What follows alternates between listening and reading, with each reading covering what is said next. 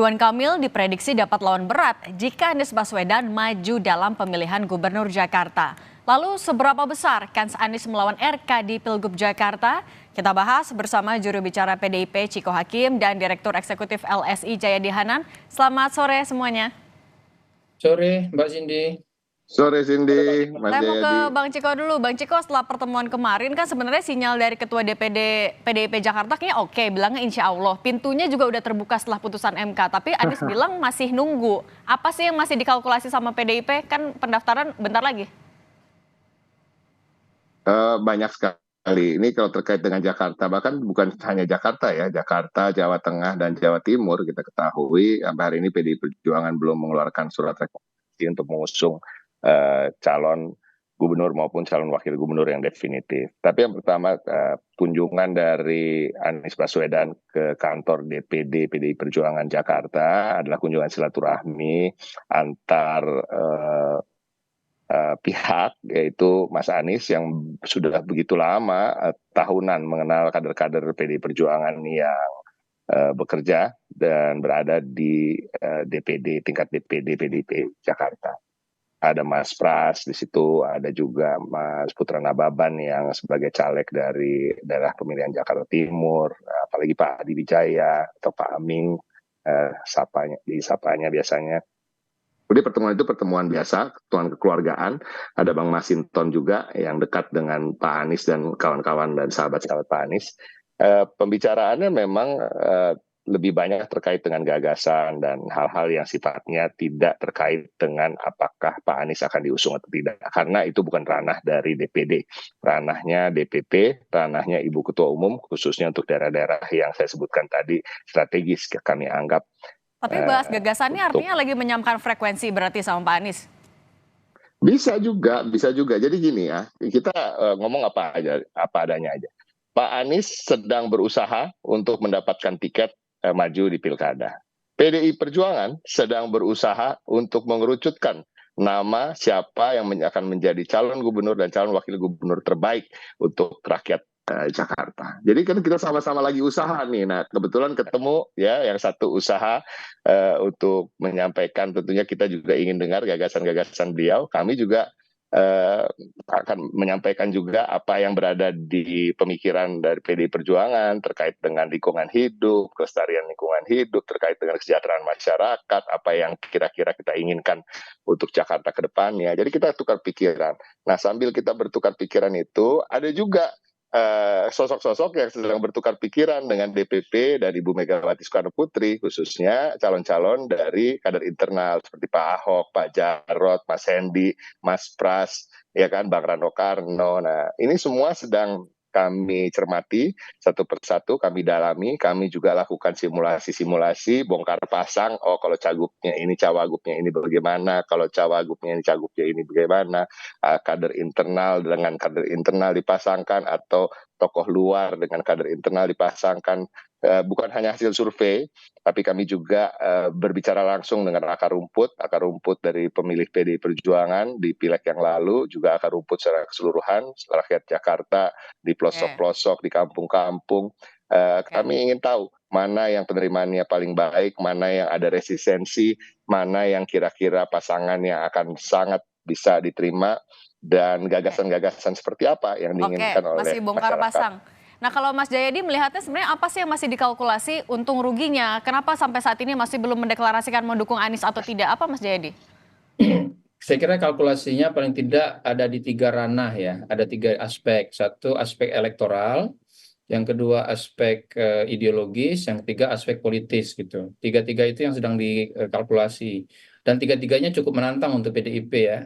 Yang pasti ada, tadi Bang Ciko udah menyebutkan ada common denominator, ada kesamaan kesamaan platform umum antara Mas Anies dengan PDI pada saat ini.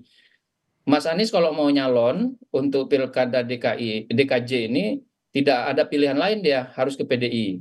Jadi itu kepentingannya.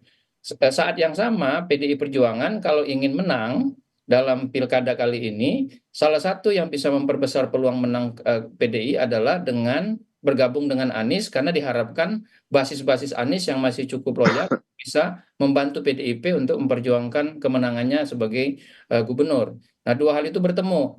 Tapi kalkulasi kalkulasi ini secara elektoral ya. Kalkulasi elektoral ini menjadi agak lebih sulit atau menantang katakanlah begitu karena PDI sendiri punya calon lain, calon gubernur yang juga cukup populer yaitu Ahok. Nah, saya kira secara elektoral ini yang sedang mereka hitung, mana yang secara elektoral lebih besar kemungkinannya. Yang pasti kalau mencalonkan Anies atau mencalonkan Ahok, menurut saya dua-duanya bisa kompetitif berhadapan dengan Ridwan Kamil. Itu udah pasti. Karena selama ini data-data menunjukkan bahwa tiga nama itu terus-menerus selama 2 tahun terakhir, terutama setahun terakhir, tiga nama itu yang muncul, Anies, Ahok, dan Ridwan Kamil. Nah, jadi tinggal lagi antara Anies dan Ahok itu PDI Perjuangan harus menghitung mana yang secara tidak hanya kompetitif tapi juga bisa memenangkan pertarungan. Itu yang sedang dihitung saya kira. Yang kedua tadi juga disinggung oleh Bang Chiko soal aspek yang sifatnya ideologis. Kita tahu bahwa selama ini dalam perpolitikan Indonesia, perpolitikan Jakarta, ada jarak yang agak jauh antara Anies dengan PDI Perjuangan dan calon-calon PDI Perjuangan. Nah, itu tidak mudah untuk tidak bisa dengan seperti membalik telapak tangan atau hanya berlangsung satu malam. Itu diperlukan waktu yang cukup waktu yang cukup untuk menyelesaikannya karena perlu bridging kan dari Anies yang katakanlah dengan mudahnya Anies cukup jauh di kanan PDI dan Ahok katakanlah begitu atau calon-calon PDI agak cukup jauh di kiri, itu bridgingnya kan tidak bisa serta merta, perlu waktu dan dan itu dimulai antara lain misalnya yang ditunjukkan ke publik dengan kunjungan di DPD PDI Perjuangan di Jakarta kemarin. Nah, yang ketiga saya kira yang harus dihitung oleh PDI Perjuangan adalah soal politis, aspek politisnya. Aspek politisnya itu maksudnya adalah seberapa kuat nih resistensi yang ada. Karena Anies itu kalau data-data menunjukkan resistensinya di kalangan pemilih PDI cukup kuat. Oke, Bang Saat Ciko yang gimana sama, menanggapinya kalau kalau Pak? Ahok yang dimajukan, resistensinya di kalangan pendukung Anies juga cukup kuat. Oke, Nah, secara politik jangan sampai upaya memadukan dua kekuatan malah saling menegasikan gitu. oke. Jadi PDI secara umum sedang mencari mana kutub positif, mana kutub negatif. Jangan sampai negatif ketemu negatif atau positif ketemu positif sehingga dia tidak nyambung. Harusnya yang satu positif, yang satu negatif sehingga saling melengkapi. Oke, sekarang kita tanya ke Bang Ciko. Bang Ciko kan sebenarnya benang merahnya ada nih, ada sama-sama kebutuhan antara PDIP dan juga Anies. Tapi tadi potensi resistensinya besar sekali. Nah, kalau dari PDIP gimana dong untuk mengantisipasi itu? Strateginya apa? Kita tidak mau mengatakan resistensi ya, kita lebih mengatakan ketidakcocokan atau ketidaksinkronan. Ya, ini kan kita mencoba mencari titik temu sambil juga kami mencermati kader-kader di internal kami tadi yang disampaikan oleh Mas Jayadi Hanan bahwa sesungguhnya kan kalau kita bicara Pak Basuki Cahayapurnama survei tingkat elektabilitasnya juga cukup tinggi ya, tingkat kepuasan publik ketika beliau memimpin Jakarta juga sangat tinggi. Jadi sebenarnya ini yang menjadi betul-betul menjadi pertimbangan kami ke depan. Tetapi tentu yang utama pertimbangannya adalah tadi bagaimana kita bisa menyatukan suara, menyatukan dan mengharmonisasi masyarakat Jakarta secara keseluruhan yang di kaum-kaum kelas menengah, kelas strata ekonomi di bawah, dan juga kelas atas maupun juga kaum Islamis atau kaum nasionalis dari berbagai suku, berbagai agama, ras, dan golongan. Nah, ini yang paling penting. Bagaimana kita bisa memenangkan pilkada ini dengan bisa mendapatkan suara yang bobotnya sama dari semua pihak. Dan siapa yang Tapi akan paling artinya masih 50-50 diterima kemungkinan oleh dukung banyak Pak Anies, masyarakat. masih kemungkinan masih dukung kader sendiri Bang Ciko? Oh iya, saya selalu mengatakan bahwa peluang Pak Anies, peluang Pak Ahok, peluang Mas Jarod, peluang Bang Rano, peluang Mas Hendi, peluang Mas Pras, itu semuanya levelnya kira-kira sama. Oke. Kalau dari oke.